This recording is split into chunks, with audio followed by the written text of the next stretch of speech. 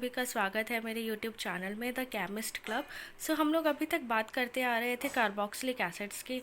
हमने उनकी physical properties देखी, इंट्रोडक्शन देखा, स्ट्रक्चर, बॉन्डिंग के बारे में देखा। अब हमारा आगे बढ़ते हैं प्रिपरेशन की तरफ। तो सबसे जो पहली इसमें प्रिपरेशन आती है वो तो आप जानते ही हैं कि oxidation of primary alcohols and aldehydes. जो हमारे पास अल्कोहल्स होते हैं, अल्डिहाइड्स, देखिए ROH अल्कोहल हो गया, इसको मैं ऑक्सीडाइज कर दूंगी तो मुझे क्या मिल जाएगा, RCHO। और ये जो C है वो इसी का ही एक टर्मिनल वाला कार्बन होगा जिससे OH जुड़ा हुआ है। फिर मैं इसको ऑक्सीडाइज कर दूंगी तो ये मुझे क्या दे देगा, RCOOH। तो ये देखिए पहली ऑक्सीडाइज्ड फॉर्म और ये दूसरी ऑक्सीडाइज्ड फॉर्म। और जब मैं इसको रिड्यूस करूँगी तो रिड्यूस करने पे क्या मिलेगा मुझे, जब मैं एसिड को रिड्यूस करूँगी तो मिलेगा एल्डिहाइड, जब मैं एल्डिहाइड को रिड्यूस करूँगी तो मुझे मिलेगा अल्कोहल।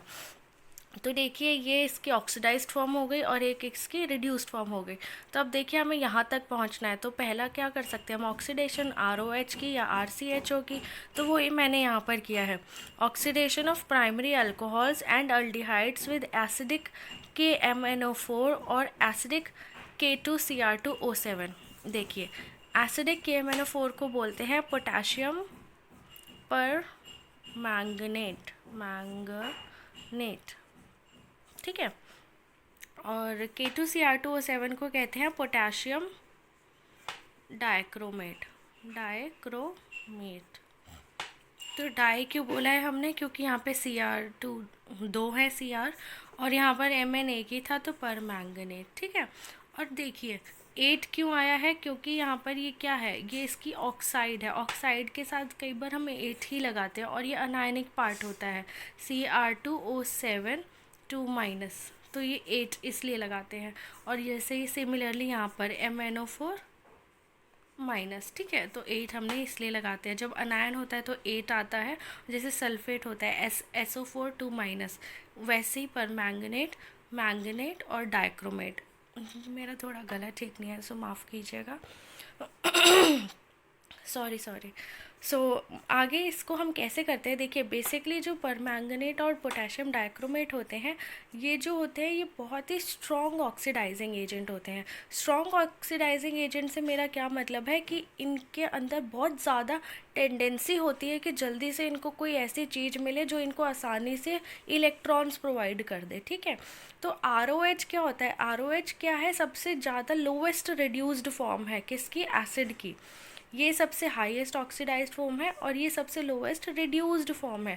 मतलब सबसे लोवेस्ट रिड्यूस्ड फॉर्म का मतलब क्या है कि इसके पास इलेक्ट्रॉन डेंसिटी बहुत ज़्यादा होने वाली है। तो देखिए इलेक्ट्रॉन डेंसिटी बहुत ज़्यादा होगी भी, क्योंकि देखिए RCH2OH, तो C, ये वाला C देखो, 1 2 3 4, तो इसकी हाइब्रिडाइजेशन क्या आती है, sp3 जो होते हैं हाइब्रिडाइजेशन वाले, इसमें जो परसेंटेज एस कैरेक्टर होता है वो सिर्फ 25% होता है, ठीक है। तो 25% इनका जो एस कैरेक्टर होता है, मतलब एस कैरेक्टर तो बहुत ही कम है, तो इस वजह से क्या होता है, और एस कैरेक्टर ही हमें क्या बताता है, इलेक्ट्रोनेगेटिविटी, ठीक है। तो एक्स कैरेक्टर जब सबसे कम है तो इलेक्ट्रोनेगेटिविटी भी सबसे कम है। इलेक्ट्रोनेगेटिविटी सबसे कम है तो मतलब इलेक्ट्रॉन डोनेशन एबिलिटी सबसे ज़्यादा है, मतलब इलेक्ट्रॉन डोनेशन टेंडेंसी जो है ज़्यादा है। इस वजह से हमारा जो अल्कोहल होता है वो इजीली ऑक्सीडाइज हो जाता है एल्डिहाइड में। और इसके लिए रिएजेंट क्या चाहिए, potassium dichromate in acidic solution. और एसिडिक सोल्यूशन हम इसलिए लेते हैं क्योंकि वो ज़्यादा कंसनट्रेटेड हो जाता है। एसिडिक सोल्यूशन बेसिकली इसको और अच्छा ऑक्सीडाइजिंग एजेंट बनाने में मदद करता है। फिर उसके बाद हम अल्डिहाइड को फर्दर ऑक्सीडाइज करते हैं तो हमें कार्बोक्सिलिक एसिड मिलता है। अगर हम इसको इतने पे रोक दें तो हमें मिल जाएगी अल्डिहाइड की प्रिपरेशन। तो ये एक एग्जांपल मैंने यहाँ पर लिखा है, जैसे ये इथेनॉल है, ऑक्सीडाइज करने के बाद एसिटल्डिहाइड मिला, फिर ऑक्सीडाइज किया तो फिर एसिटिक एसिड मिला। तो सिमिलरली नेक्स्ट हमारी जो रिएक्शन आती है वो आती है ओलिफिन्स से। जो एल्कीन्स होती है उनको हम ओलिफिन्स भी बोलते हैं। तो ओलिफिन्स जो होती है कोच रिएक्शन में, उनका जो टर्मिनल कार्बन होता है वो किस में कन्वर्ट हो जाती हैं, टर्मिनल COOH में। मतलब जो टर्मिनल ओलिफिन्स होती हैं क्योंकि जो टर्मिनल ऑलिफिन्स होंगी वही बना पाएंगी, ठीक है। तो फिर वो टर्मिनल ऑलिफिन्स जो होती हैं वो क्या करती हैं, CO होता है आपका कार्बन मोनोऑक्साइड, और H2O तो आपको पता ही है। और ये H3PO4 है, ये एक मिनरल एसिड है। और अभी हमने देखा है कि जो एसिड्स होते हैं ये प्रमोट करते हैं ऑक्सीडेशन को। तो देखिए एल्कीन जो होती है ये इलेक्ट्रॉन रिच है, तो इसका आराम से ऑक्सीडेशन हो जाएगा। तो ऑक्सीडेशन होने के बाद क्या मिलता है, CO अटैच हुआ यहाँ पे, H2O से OH मिल गया, H+ से आपको मतलब ये प्रमोट करने में मदद मिल गई इस रिएक्शन को। तो सब ने तीनों ने मिलके क्या किया, इसको एक टर्मिनल एसिड में कन्वर्ट कर दिया, ठीक है। तो देखिए इसका मैकेनिज़्म अगर आपको चाहिए होगा तो मैं आपको ज़रूर ला के दूँगी, बट इसको मेरे हिसाब से सही रहेगा कि आप इसे याद कर लीजिए, क्योंकि ऑर्गेनिक में कई बार क्या होता है कि चीज़ें हम समझते नहीं हैं, उन्हें याद करना पड़ता है, ठीक है। तो आगे बढ़ते हैं अपने थर्ड पॉइंट के साथ, जो है ऑक्सीडेशन ऑफ एल्काइल बेंजीन्स। ये बहुत ही इम्पॉर्टेंट टॉपिक है, ये आपको आगे भी काम आने वाला है। देखिए प्रिपरेशन मेथड्स बहुत इंपॉर्टेंट होते हैं, क्योंकि हमें पता होने चाहिए। अगर कोई लोग मेजर कर रहे हैं ऑर्गेनिक में तो उनको तो ज़रूर पता होने चाहिए, क्योंकि कई बार क्या होता है कि हमें छोटी छोटी चीज़ें, छोटी छोटी रिएक्शंस अगर हमारे दिमाग में होती हैं तो हमें काम दे जाती हैं आगे लैब में वर्क करने में। तो देखिए ऑक्सीडेशन ऑफ एल्काइल बेंजीन में क्या है कि जो एरोमेटिक कार्बोक्सिलिक एसिड्स होती हैं, इनका अगर मैं ऑक्सीडेशन करूँ पोटेशियम डाइक्रोमेट के साथ या एसिडिक एल्कलाइन KMnO4 के साथ, तो ये मुझे क्या देती है, ये बेंजोइक एसिड देती हैं। फॉर एग्जांपल टॉल्वीन का मैंने ट्रीट किया KMnO4 के साथ, ये बेसिक मीडियम लिया है इस बार मैंने, फिर उसको हीट किया तो मुझे पोटेशियम सॉल्ट मिलता है। जब मैं उसका वर्कअप करती हूँ, देखिए पानी डालना और रिएक्शन को कंप्लीट करना, वो वाला जो स्टेप होता है उसको हम वर्कअप बोलते हैं केमिस्ट्री की टर्म्स में। तो हमें क्या मिल जाता है, बेंजोइक एसिड। मतलब जो इसका CH3 वाला पार्ट है ये किस में कन्वर्ट हो रहा है, COOH में, ठीक है। तो देखिए हमें बेंजोइक एसिड मिल गया। और सिमिलरली क्या होता है कि जब हमारा आइसोप्रोपाइल बेंजीन हमने लिया और सेम रिएजेंट के साथ इसको ट्रीट किया तो भी हमारे पास बेंजोइक एसिड ही मिला, ठीक है। ऐसा नहीं हुआ कि मतलब हमें ये सब भी रहते और मेरे को एसिड भी मिल जाता, बट ऐसा नहीं हुआ। बेसिकली क्या होता है इसमें कि ये जो मेरा कार्बन है, जो एक चीज़ आपको याद रखनी है कि जब आप ये वाली रिएक्शन करोगे तो बेंजीन रिंग के साथ जो आपका कार्बन एल्काइल ग्रुप प्रेजेंट है उसके पास एक हाइड्रोजन ज़रूर होना चाहिए। अगर उसके पास एक हाइड्रोजन नहीं होगा तो ये रिएक्शन नहीं होगी, ये यहीं पे स्टॉप हो जाएगी। एक हाइड्रोजन का प्रेजेंस होना ज़रूरी है। तो देखिए जब मैं इस वाले का, और बेसिकली इसमें कौन सा कार्बन ऑक्सीडाइज हो रहा है, जो ये वाला कार्बन है, ठीक है। तो कार्बन जब ऑक्सीडाइज होगा तो ये क्या बना रहा है, COOH क्या होता है, C डबल बॉन्ड OH, और एक यहाँ से बेंजीन रिंग जुड़ी है। तो इस कार्बन की वैलेंसी तो ऑलरेडी फुलफिल्ड है, इस वजह से ये जो बाकी के प्रोडक्ट्स हैं ये निकल जाते हैं रिएक्ट करके रिएक्शन मिक्सचर में से, और उन पर हमें ध्यान नहीं देना है, हमें बस अपना प्रोडक्ट देखना है कि हमारा प्रोडक्ट क्या बन रहा है। अब चाहे आप इस पर कोई भी एल्काइल चेन लगा दो, बस आपको इतना याद रखना है कि जो कार्बन रिंग से डायरेक्टली अटैच्ड है उसके पास एक हाइड्रोजन ज़रूर होना चाहिए, ठीक है। तभी ये रिएक्शन पॉसिबल होगी, अदरवाइज़ ये रिएक्शन स्टॉप हो जाएगी। और ये जो हमारी जो रिएक्शन है ये हमने एरोमेटिक कार्बोक्सिलिक एसिड की क्यों करी है, क्योंकि जो एरोमेटिक मतलब जो टॉल्वीन्स हैं ये एरोमेटिक अल्काइल बेंजीन है, इनकी क्यों करी, क्योंकि ये इलेक्ट्रॉन रिच नेचर की होती हैं, ठीक है। अगर आपको थोड़ा बहुत आइडिया होगा तो टॉल्वीन जो है वो एरोमेटिक रिंग में इलेक्ट्रॉन डेंसिटी को पुश करता है, किस तरीके से, हाइपर कॉन्जुगेशन की हेल्प से। हाइपर कॉन्जुगेशन की हेल्प से ये क्या करता है, इलेक्ट्रॉन डेंसिटी को इंक्रीज़ करता है हमारी बेंजीन रिंग में। तो जहाँ पर इलेक्ट्रॉन्स का क्लाउड बढ़ जाएगा, इलेक्ट्रॉन डेंसिटी बढ़ जाएगी, तो वहाँ से इलेक्ट्रॉन्स को लेना बहुत आसान हो जाता है, इसीलिए हम इनका ऑक्सीडेशन पढ़ते हैं। तो ऑक्सीडेशन का मतलब जैसा कि आप जानते हैं is loss of electrons. Next हम बात करते हैं एक एग्जाम्पल जो मैंने अभी आपको बताया था कि कोई भी आप अल्काइल ग्रुप लगा दो बट एक हाइड्रोजन ज़रूर होना चाहिए। सिमिलरली एक हम प्रिपरेशन देखते हैं, जो टेरापेथैलिक एसिड होती है ये एक डाइकार्बोक्सिलिक एसिड है, इसको हम आराम से ऑक्सीडेशन से ऑब्टेन कर सकते हैं बाय पैराजाइलिन। पैराजाइलिन क्यों बोलते हैं, क्योंकि एक तो टॉल्वीन है एक अगर इसको हटा दे तो ये टॉल्यूइन का पार्ट है, और इसका जो टॉल्यूइन का जो मिथाइल ग्रुप है उसके रिस्पेक्ट में जो पैरा पोजीशन है उस पर एक और CH3 है। तो ऐसे सिस्टम को हम पैराजाइलिन बोलते हैं।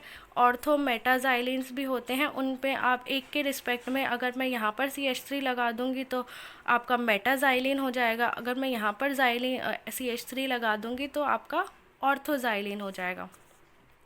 तो सेम हमारे रिएजेंट्स हमने यहाँ पर यूज़ करे हैं। थोड़ा हमने यहाँ पर एसिडिफाइड सोल्यूशन यूज़ किया है, थोड़ी और हार्श लिया है ताकि दोनों टॉल्यूइन हमारी आसानी से ऑक्सीडाइज हो जाए और हमें क्या मिल जाए, COOH। ठीक है, तो ये हमारा था रिएक्शन। नेक्स्ट आता है हाइड्रोलिसिस ऑफ साइनाइड्स और नाइट्राइल्स। साइनाइड्स क्या होते हैं, CN, और इन्हीं को ही हम नाइट्राइल्स भी बोलते हैं। तो बेसिकली क्या होता है, जो अल्काइल हैलाइड्स होती हैं, अल्काइल हैलाइड्स का जनरल फार्मूला होता है RX। ये जो होती हैं ये रिएक्ट करती हैं सोडियम साइनाइड के साथ, RCH2X, ये आपका अल्काइल हैलाइड हो गया। किसके साथ रिएक्ट कर रही है ये, सोडियम साइनाइड के साथ। सोडियम साइनाइड मतलब NaCN। और ये कैसा रिएक्शन है, SN2 रिएक्शन है, मतलब बैकवर्ड अटैक होने वाला है, retention inversion in configuration to form a nitrile which on hydrolysis converted into carboxylic acid। So nitrile basically क्या करता है, ये जब पहले तो हमने क्या किया, इसकी SN2 रिएक्शन कराई तो हमें मिल गया RCH2CN मिल गया। फिर उसके बाद जब मैं इसको पानी से ट्रीट करूँगी, ये तो हमें पता ही है कि जब हम नाइट्राइल्स का हाइड्रोलिसिस करते हैं तो हमें RCOOH मिलता है। और अगर मैं इस नाइट्राइल का पार्शियल हाइड्रोलिसिस करूँगी तो मुझे अमाइड मिलेगा। अमाइड का जनरल फार्मूला होता है RCONH2। ठीक है, तो अगर मैं कंप्लीट हाइड्रोलिसिस कर रही हूँ कंप्लीट में तो मुझे एसिड मिल रहा है, अगर मैं पार्शियल कर रही हूँ तो अमाइड मिल रहा है। ठीक है, और ये कैसे मिल रहा है, इसका मैकेनिज़्म क्या है, पार्शियल और कंप्लीट का मैकेनिज़्म क्या है, इसका मैं एक सेपरेट वीडियो बनाऊँगी, छोटी सी वीडियो होगी, उसमें आपको मैं इसकी हाइड्रोलिसिस के बारे में समझाऊँगी। फ़िलहाल के लिए अभी हम इसको डिस्टर्ब नहीं करते हैं, प्रिपरेशंस देखते हैं। तो नेक्स्ट क्या है, RX का, यही मैंने आपको अभी समझाया था, जो अल्काइल हैलाइड है NaCN के साथ ट्रीट किया है, और DMF लिया है जो पोलर आपका एप्रोटिक सॉल्वेंट हो गया, उसको मैंने ट्रीट कराया है, मतलब उससे मुझे मिला है अल्काइल साइनाइड। फिर उसकी मैंने हाइड्रोलिसिस करी है एसिडिक मीडियम में तो मुझे मिल गया मेरा एसिड, जिसकी प्रिपरेशन हमें करनी थी। तो ये बस एक साइड रिएक्शन है जो आपको याद करनी है। मुझे इसके बारे में एग्जैक्टली ज़्यादा नॉलेज नहीं है, बट ये मुझे बुक में मिली तो मैंने सोचा कि ये मैं आपको बता दूं, ताकि आपको अगर कभी एग्ज़ाम में BSc या MSc में कोई एग्ज़ाम आता है और ऐसा कोई क्वेश्चन आता है तो आप वो कर पाएँ। तो देखिए, इसके बारे में मैं ज़्यादा बता नहीं पाऊँगी, लेकिन आपको ये मैं यहाँ पर दिखा दे रही हूँ। इसमें क्या किया है कि जो हमारी एरोमेटिक अमीन्स होती हैं ये भी बहुत इलेक्ट्रॉन रिच होती हैं। ये नाइट्रस एसिड के प्रेजेंस में और कॉपर साइनाइड के प्रेजेंस में एरोमेटिक नाइट्राइल्स बनाती हैं, और जब हम इनका एसिड या अल्कली ट्रीटमेंट करते हैं या हाइड्रोलिसिस करते हैं तो मेरे को कार्बोक्सिलिक एसिड मिलता है। ठीक है, तो बस यही रिएक्शन थी। नेक्स्ट हमारा आता है ग्रिग्नार्ड रिएजेंट, जो बहुत ही इंपॉर्टेंट प्रिपरेशन है। ग्रिग्नार्ड रिएजेंट में बेसिकली क्या होता है कि हम लोग, आपको ग्रिग्नार्ड रिएजेंट का आइडिया तो हो गई, इसमें क्या होता है RMgX, ये इसका जनरल फार्मूला होता है। ये मेटल पार्ट है तो इस पर पॉजिटिव होता है, ये अल्काइल पार्ट है तो इस पर नेगेटिव होता है। अब देखिए, अभी तक हमने हर जगह देखा है कि कार्बन पे पॉजिटिव चार्ज होता है, ठीक है, बट यहाँ पर कार्बन पे नेगेटिव चार्ज है, तो इसको हम बोलते हैं अम्प्लॉन्ग, UMPLONG। अम्प्लॉन्ग क्या होता है, reversal of polarity, reversal of polarity, polarity का रिवर्स हो जाना। क्योंकि हम लोग कई बार देखते हैं कि जो एसिड होता है, अल्डिहाइड होता है, इसमें जो हमारा जो कार्बन होता है, कार्बोनाइल वाला जो कार्बन होता है, ये जो होता है इस पे हमारा पॉजिटिव चार्ज होता है, और क्योंकि ऑक्सीजन हमारा नेगेटिव होता है और कार्बन पॉजिटिव होता है, बट यहाँ पर हमें क्या मिल रहा है, यहाँ पर उल्टा मिल रहा है, R पे नेगेटिव चार्ज है। ठीक है, तो इस वजह से हम इसको अम्प्लॉन्ग के अंडर पढ़ते हैं, इसको बोलते हैं अम्प्लॉन्ग केमिस्ट्री, और इसका मतलब क्या होता है, रिवर्सल ऑफ पोलैरिटी। ये आपको कहाँ पर काम देता है, ऑर्गेनोमेटालिक केमिस्ट्री में। तो अब इसकी प्रिपरेशन देखते हैं। बेसिकली इसमें क्या होता है, आपका ग्रिग्नार्ड रिएजेंट पहले मैंने प्रिपेयर किया, अल्काइल हैलाइड को ट्रीट किया मैग्नीशियम के साथ, ईथर, ड्राई ईथर के प्रेजेंस में कोई भी मॉइस्चर नहीं होना चाहिए, क्योंकि हमें पता है अगर मॉइस्चर होगा तो कपलिंग रिएक्शन हो जाएगी, आर आर बन जाएगा, हाइड्रोकार्बन बन जाएगा, सॉरी आर एच बन जाता है, क्योंकि वो प्रोटॉन एब्स्ट्रैक्ट कर लेता है। जैसे देखिए आर माइनस है, अगर वाटर प्रेजेंट है तो वो इतना ज़्यादा इसके अंदर नेगेटिव कैरेक्टर होता है कि इससे एक एच प्लस ले लेता है और आर एच हाइड्रोकार्बन दे देता है। इस वजह से हम ड्राई कंडीशंस को हम यूज़ करते हैं, मॉइस्ट कंडीशन हम यूज़ नहीं करते। तो ईथर हमारे बेस्ट सॉल्वेंट होते हैं ग्रिग्नार्ड के लिए। फिर हम RMgX हमें मिल गया। फिर उसके बाद हमने क्या किया, कार्बन डाइऑक्साइड के साथ इसको हीट किया और फिर वर्कअप किया तो हमें हमारी एसिड मिल गई। कार्बन डाइऑक्साइड हमने इसलिए लिया क्योंकि जब R माइनस जो है ये हमारा CO2, देखिए कार्बन इसमें अगर देखा जाए तो इसका फॉर्मल चार्ज +4 होता है, क्योंकि यहाँ से इसको -2 मिल रहा है, यहाँ से इसका -2, तो सबसे ज़्यादा इलेक्ट्रोफिलिक नेचर का है ये यहाँ पे। तो ये इस तरीके से इस पर रिएक्ट करेगा, ये बॉन्ड इधर जाएगा। हाँ तो फिर यहाँ बता देती हूँ। तो देखिए R माइनस है, ये इस पर क्या है, ये आपका C डबल बॉन्ड O है, ये C डबल बॉन्ड O है। तो ये इस पर क्या करेगा, ये इस पर रिएक्ट करेगा, ये इधर जाएगा, तो ये बन जाएगा RCO माइनस और C डबल बॉन्ड O। तो अब मैं जब इसका वर्कअप कर दूँगी H प्लस के साथ तो ये बना देगा RCOH और ये C डबल बॉन्ड O। तो ये आपका क्या बन गया, एसिड बन गया। ठीक है, वर्कअप बहुत इंपॉर्टेंट स्टेप होता है, ये तो हमें करवाना ही होता है। और ये आपका एक एग्जाम्पल है, इसको आप देख लेना, सेम वही मैकेनिज़्म है जो अभी पीछे बताया। अब आगे बढ़ते हैं, लास्ट है ये बेसिकली हमारा, कि by the hydrolysis of esters. Asters जो होते हैं आपको पता है इसका जो जनरल फार्मूला होता है वो क्या होता है, RCOOR'। ये आपका जनरल फार्मूला होता है। इनकी जब हम हाइड्रोलिसिस करते हैं एसिडिक या अल्कलाइन मीडियम में तो ये हमें एसिड और अल्कोहल देते हैं। फॉर एग्ज़ाम्पल ये मेरा क्या है इथाइल एसिटेट, ये मेरा जो एस्टर है इसको मैंने वाटर के साथ इसकी एसिडिक हाइड्रोलिसिस करी। एसिडिक मुझे क्यों पता चल रहा है, क्योंकि यहाँ पे H प्लस है और जो हमारा हाइड्रोलिसिस होता है ये इक्विलिब्रियम में एग्जिस्ट करता है। जो भी हमारी एसिड बेस रिएक्शन होती है और जो हाइड्रोलिसिस होती हैं ये हमारी इक्विलिब्रियम में एग्जिस्ट करती हैं। ठीक है, तो वो हमें एसिड मिला और अल्कोहल मिला, तो ये भी एक हमारी रिएक्शन है जिससे हमें एसिड मिल सकता है।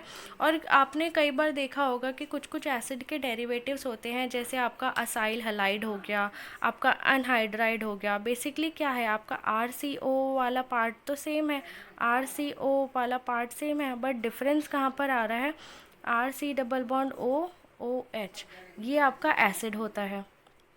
ठीक है, इतना पार्ट तो सब में सेम है, देखिए यहाँ पर भी सेम है, यहाँ पर भी सेम है, और एक अमाइड जो इसका डेरिवेटिव होता है यहाँ पर भी सेम है। बट OH की जगह पर क्या आ रहा है, एक जगह X आ गया, एक जगह OCOOOR आ गया और एक जगह NH2 आ गया। तो ये आपके क्या होते हैं, डेरिवेटिव्स होते हैं। ये आप लोग कई बार लैब में प्रिपेयर करते होगे, जब आप बेंजोइक एसिड बनाते हो तो आप उसका डेरिवेटिव बनाते हो, फिर लैब्स में BSc में ये मैंने भी किया हुआ है, मुझे याद है।